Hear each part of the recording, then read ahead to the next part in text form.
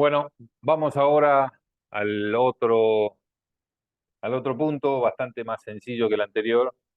No, bastante más sencillo. Los dos son sencillos. El otro, a ver, te- eh, como abogado del Estado, ustedes van a trabajar sobre las excepciones propias del proceso contencioso. Las restantes son bastante excepcionales, este, sobre todo porque los temas más sustanciales, como la legitimación, es decir, ¿puede esta persona demandar por este motivo? O los temas de prescripción suelen debatirse en el fondo del expediente, porque necesitan prueba, a ver si hubo interrupción de o suspensión de la prescripción, qué términos se aplican. Bueno, todas esas cuestiones que dependen más de debate y prueba, generalmente los jueces la patean para el fondo y quizá a ustedes les convenga patearlas para el fondo. Eso tiene que ser prudente, porque salvo que no estén muy seguros, las leyes de honorarios establecen lo siguiente. Las excepciones se consideran como un tercio del pleito y si ustedes la pierden, aparte del monto total de honorarios, pueden llegar a pagar costas por la excepción perdida. Entonces, en la duda, si tienen alguna excepción, eh, quizás convenga plantearla como excepción de fondo, en la cual van a debatir en el proceso eh, y bueno, y no van a pagar costas adicionales por la excepción que perdieron, pidiéndola de previo y especial pronunciamiento. Esa excepción no está en los códigos o está en algunos códigos viejos, pero es como decir, bueno, previo a resolver, necesito un pronunciamiento, una decisión especial sobre la excepción. Entonces, hay cuestiones de estrategia procesal que tienen ustedes que, bueno, que pensarlas, que tenerlas presentes, sobre todo por el tema de las costas en materia de excepción. A ver qué van a hacer, si se juegan o no se juegan a una prescripción, perdón, a una condena en costa, y el tema este de si necesitan ganar tiempo o no ganar tiempo. Ese tiempo que ustedes compran es caro, porque implica costas. Si ustedes quieren suspender el proceso, lo van a poder hacer, pero si no tienen, no ganan la excepción, van a tener que pagar costas. Son decisiones que van a ir tomando a lo largo del proceso porque tenemos esta particularidad del Código Procesal Contencioso Administrativo que suspende el resto de los plazos en el proceso ordinario. Ojo, que en las restantes tenemos que las excepciones se interponen eh, en el momento de contestar la demanda y no suspender los plazos, obviamente, porque ya contestaron. Entonces, en el proceso ordinario tiene esa particularidad. Vamos a la contestación de demanda propiamente dicha con nuestro artículo transcrito en el PowerPoint. Bueno, la contestación de demanda se efectuó por escrito y tiene en lo pertinente los requisitos del artículo 27, es decir, lo mismo que tiene que tener la demanda, la petición clara, concreta, y en este caso la refutación clara y concreta de los hechos, etcétera, etcétera. Pero vamos a algunas exigencias puntuales. Reitero, requisitos básicos, demanda como su contracara. Así que el artículo 27 hay que cumplirlo con precisión. Y vamos a los temas especiales. Primero, reconocer y negar cada uno de los hechos expuestos en la demanda. Ustedes verán que, digamos, cada cual la estructura como quiere, pero la estructura clásica de una contestación de demanda es el encabezamiento, es título, contesta demanda, eh, la, la presentación, si quien se presenta, si por derecho propio o eh, derecho propio y patrocinio o un abogado directamente, luego explica eso, la personería, explica si se presenta con un poder especial o un poder particular para representar al- a la demandada. Aquí no hay personas físicas que sean, la administración actúa por la teoría del órgano como un órgano. Entonces, bueno, ¿quién le dio el poder para presentarse? Y, bueno, ¿y qué acompaña? Si un poder especial, un poder general, etcétera. Por allí puede contestar también el presidente de un organismo de demandada, por ejemplo, el presidente del consorcio del puerto, con el patrocinio de un abogado. Bueno, tiene que acreditar cómo es que es presidente de de ese organismo. Bueno, el acta de designación, el decreto por el cual lo designan, etcétera, etcétera. Siempre, esa es la primera parte. La segunda parte es el objeto, que vengo aquí a qué, a contestar la demanda, pidiendo que se la rechace, etcétera, etcétera. Y en la contestación de demanda, siempre siempre no, digamos, tradicional, que el tercer punto sea negación. Entonces, uno niega cada uno de los hechos que están enumerados en demanda, muy prolijamente. Uno tiene que tener presente eh, que tiene que ir negando todo lo que afirma el demandado. Bueno, si dicen que un auto del puerto, vamos a seguir por aquí, pisó a una persona o vamos a hacer algo más de ejercicio de la función administrativa, en ocasión de estar cumpliendo una tarea de vigilancia y de ordenamiento del tráfico portuario, un representante del puerto provocó un choque, bueno, si dicen que ustedes y la individualizan a esa persona y usted dice, mire, esa persona no estuvo, no tienen que seguir negando el resto de los hechos. Dicen, esa persona no estuvo y por lo tanto no sé lo que pasó, etcétera. No tienen que ir a negar toda la cadena de hechos que se desencadenan de algo que ustedes negaron inicialmente. La verdad que uno a veces lo hace por precaución, pero básicamente la negar es los hechos fundamentales en los que se asienta la demanda. Y después, eso sí es recontra importante, es hablar sobre la autenticidad de los documentos. Uno tiene que ser prolijo y decir qué documentos desconoce. No hace falta que reconozca otros, pero sí cuáles desconoce. Entonces, desconozco la autenticidad de los documentos si tienen el expediente con foja, de fojas tal. Y si no, los individualizan uno por uno. En eso hay que ser muy prolijo. Porque si ustedes no lo hacen así, se los tiene por reconocido y chau, y no hay prueba para producir. Ahí estamos. Entonces, eso sí tienen que ser extremadamente prolijos. ¿Cuáles son las formalidades? Bueno, si ustedes no niegan ni la documentación ni los hechos, se lo toma como un reconocimiento de los hechos y la autenticidad de los documentos y de la recepción de esos documentos. Pues puede decir, bueno, desconozco el documento y desconozco el aviso de retorno que está allí. Bueno, ¿y cómo se hace? Bueno, después vamos a ver cuando se vea la prueba. Si niegan el aviso de retorno, el aviso de retorno generalmente está firmado. Entonces, lo que va a tener que haber hecho la otra parte es, para el caso que se niegue la recepción, el actor, digamos, para el caso que se niegue la recepción de la carta de documento, ofrezco pericia caligráfica al señor fulano de tal, que deberá formar cuerpo de escritura a fin eh, de que se coteje la firma obrante en ese documento con el cuerpo de escritura que levante a tal perito, etcétera, etcétera. Entonces, el tema central, básico, que ustedes ya lo tienen que saber, pero no viene mal recalcado. Y aquí hay un punto eh, que tiene una explicación histórica.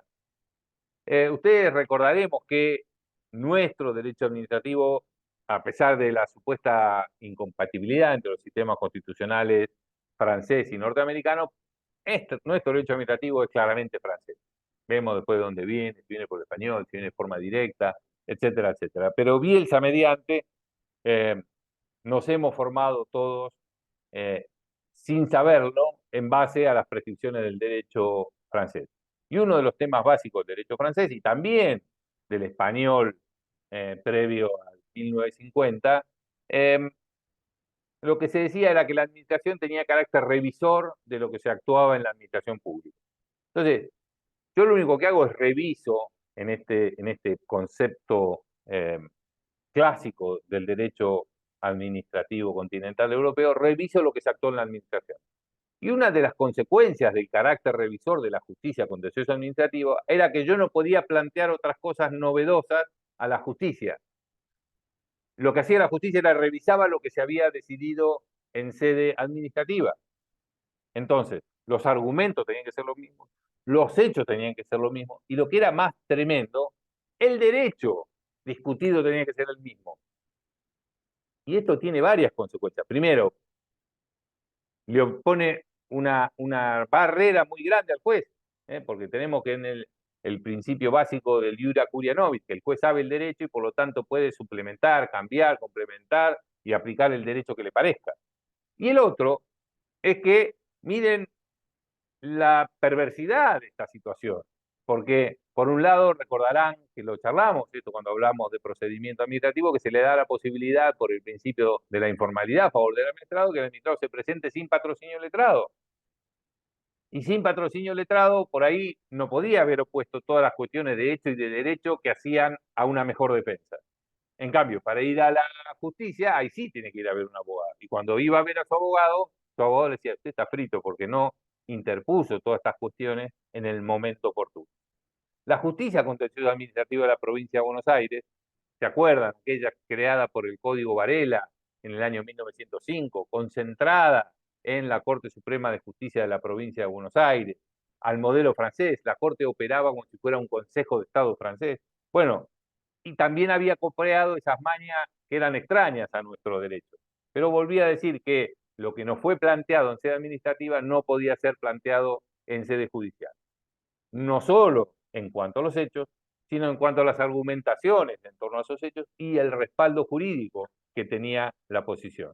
Entonces, ahora esto complementa bien este principio de la informalidad, porque usted cuando ya no tiene más remedio y va a ver a su abogado, el abogado es el que tiene la posibilidad de replantear y hacer un refrito diferente, una postulación diferente de los hechos, un nuevo planteo jurídico que quizá en su defensa sin patrocinio que hizo por este principio de informalidad ante la administración, no los planteó.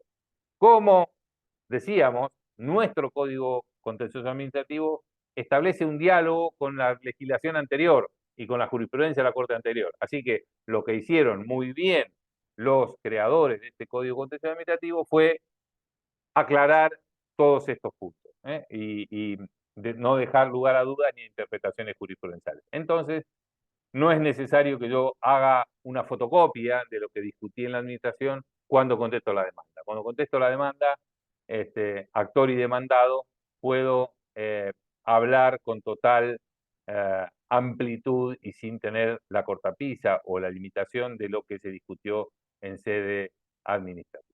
El plazo para contestar la demanda es de 45 días. El plazo es común. ¿Qué quiere decir? Que empieza a correr cuando se notifica al último de ellos. Y la suspensión de ampliación respecto del 1 suspende o amplía en relación al resto. Ya lo hemos charlado esto en relación a las excepciones. Si uno pone excepciones, la suspensión beneficia a todo el mundo. Todo el mundo me refiero a los restantes codemandados. Aquí también hay un punto muy debatido en la anterior composición de la Corte, no la anterior composición de la Corte, de la jurisprudencia de la Corte hecha al amparo del Código Varela de 1905, que como recordarán ustedes estuvo vigente hasta el año 2003. Estamos ahora haciendo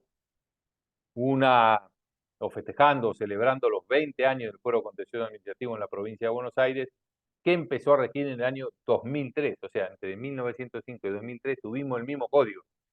Y salvo los últimos 15 años del siglo pasado, la doctrina de la Corte era sumamente restrictiva para admitir una interpretación generosa de ese Código Varela del año 1905, que fue una gran evolución en relación a lo que había antes, pero ya a fin de siglo pasado era poco menos que una pieza de museo. Lo que se discutía era si se podía reconvenir o no. La reconvención es, ustedes ya lo saben, una contrademanda y el punto interesante es que ahora claramente, nuevamente, también para pelearse, dejar de lado la vieja jurisprudencia y dejar las cuestiones claras, dice que se puede reconvenir. Lo que muchos decíamos, o decían los que sabían, yo simplemente me gobiaba, de los que hacían derecho administrativo en la provincia de Buenos Aires, que se podía permitir que el Estado contrademande, ahora está expresamente previsto. Obviamente, para la contrademanda tiene que haber las mismas cuestiones, bueno, tiene que ser la misma relación jurídica y las mismas personas. ¿Qué quiero decir con la misma relación jurídica? Bueno, si estamos hablando de por ejemplo, un incumplimiento de un contrato de obra pública donde el actor demanda para que le paguen lo que le deben, la administración puede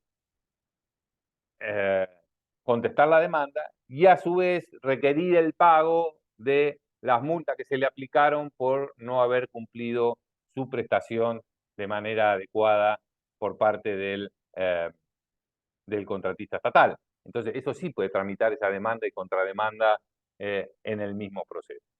También esto es una novedad, hay que darle traslado, principio de bilateralidad, defensa, traslado en este caso al actor. El actor también puede oponer excepciones, estamos en la misma situación que si fuera una demanda. Son como demandas que corren de manera paralela. Sí, este otro punto. Así que eso ya terminamos. Bueno, sí, pero si al contestar la reconvención, la parte reconvenida agrega nuevos documentos, se le corre traslado al reconveniente por 5 días para que lo reconozca o desconozca su autenticidad y también se lo debe notificar la demanda. Perdón, se le debe notificar por cédula, arcaísmo, porque ya no hay más, demanda. Así que siempre tiene que haber bilateralidad. Entonces, en este caso, por ejemplo, demanda, reconviene o contrademanda, se le corre traslado al actor para que conteste en 30 días esa reconvención como si fuera una contestación de demanda. Y cuando contesta la reconvención para defenderse de las nuevas cuestiones que están alegando, agrega documentación, la actora, hay que correr traslado a la demandada por 5 días para que reconozca o desconozca la documentación adjuntado, en este caso por la actora, al contestar esta contrademanda interpuesta precisamente por el accionado o el demandado. Cuando vencen todos estos plazos, se abre la causa a prueba. Y vamos a pasar ahora al otro tema sustancial del proceso contencioso administrativo, que es la audiencia de prueba. Ya lo vamos a tratar en especial, pero creo que si me dicen, bueno, ¿en qué se diferencian sustancialmente el proceso contencioso administrativo en lo que vimos hasta ahora? Bueno, primero, las causales de admisibilidad de la demanda y este plazo brevísimo de caducidad que tenemos para interponerlo. Segundo, el manejo de las excepciones, que tiene una particularidad, que es el análisis por parte del demandado, y allí hay un gran debate, y siempre este es un tema sumamente importante cuando ustedes representan al Estado, que es ver si efectivamente si se agotó la vía, si se cumplieron los plazos procesales, si efectivamente se configuró el silencio de la administración antes de demandarse. Bueno, eso es propio del proceso contencioso administrativo y es una fuente de debate y de donde el derecho administrativo juega un partido muy importante. Y el tercer punto, que es de una gran utilidad y que los jueces contenciosos administrativos de la provincia lo han utilizado con una gran sabiduría, es lo que viene ahora, que es la audiencia de prueba. En el Código Procesal Civil y Comercial tradicional se preveía que al momento de la apertura de prueba se iba a hacer una audiencia donde las partes discutieran sobre la prueba, volvieran a debatir sobre qué cosas había que probar y recién entonces se dictaba el auto de prueba, que era donde se enumeraban las pruebas que se iban a producir a lo largo del plazo de prueba precisamente. Bueno, la costumbre, la sobrecarga de trabajo hizo que esa audiencia nunca se llevara a cabo. Contestada la demanda, y en su caso, contestada la reconvención, se abría directamente a prueba. Se enumeraban toda la prueba que cada una de las partes, se fijaba el plazo y se ordenaba, por ejemplo, líbrense los oficios al correo para que certifique si efectivamente la carta fue enviada.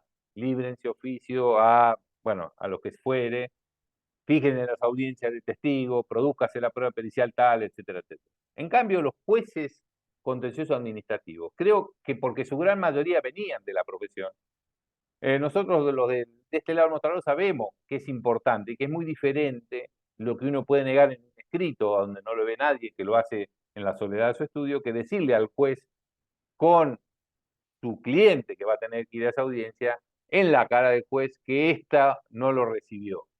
Porque después viene una pericia caligráfica, la pericia caligráfica dice que efectivamente la firma que está en el acuse de recibo la suya, bueno, es muy diferente decirlo en un escrito o que le diga un abogado, que le diga al abogado que este debate se produzca o se reproduzca, porque yo ya lo negué, por ejemplo, al momento de contestar la demanda, en la audiencia con las partes sentadas al lado de sus abogados. Así que eso es lo que viene ahora y como le decía, son como los 3 hitos sustanciales de derecho administrativo que marcan el proceso contencioso administrativo en la provincia de Buenos Aires y que habla de su vigencia y de su utilidad, no solo para quienes estamos litigando, para quienes litigamos, tanto para el Estado como para los particulares, pero sobre todo eh, para los ciudadanos.